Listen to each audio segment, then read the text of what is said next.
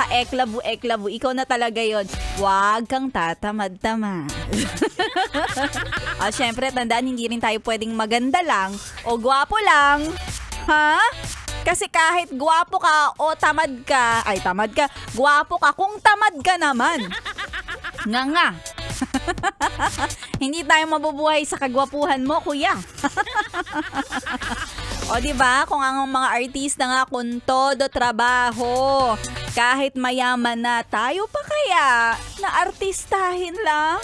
O kaya taas-taasan natin yung standards natin pag dating sa paghahanap o pangangalap ng majojowa. O kasama mo na si Maria Morena mula alas 12 hanggang alas 3 ng hapon na nagsasabing no to gluta, yes to Morena. Pero ang totoo, wala lang tayong pera. Kaya kumayad na tayo. At syempre, it's a Lunes. Sa mga yes pre natin, balik na naman tayo sa programa natin ha, alas 12 hanggang alas 3. Kaya kung ikaw ay nakatutok at ikaw ay gustong manalo sa ating pa-promo na namumodmod ng 500 pesos, eto na ang...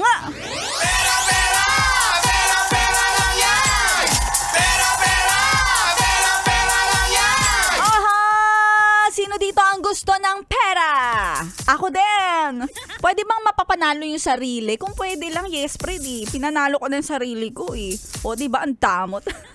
Pero hindi, kaya naman sa mga nakatutok, solid na solid sa 101.1 Yes FM, punayos nyo ring magkamit ng 500 pesos. Ano pang iniintay nyo para kagaya ka ni Kuya Lonnie Marshall at ni Jasmine Lubaw na nanalo ng 500 pesos sa programa ni Rico Paniero. Sino kayang susunod na magpapapanalo? Malamang hindi si Maria Morena, pero hindi man ako.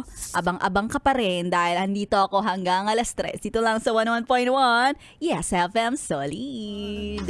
Pabalik sa nakaraan.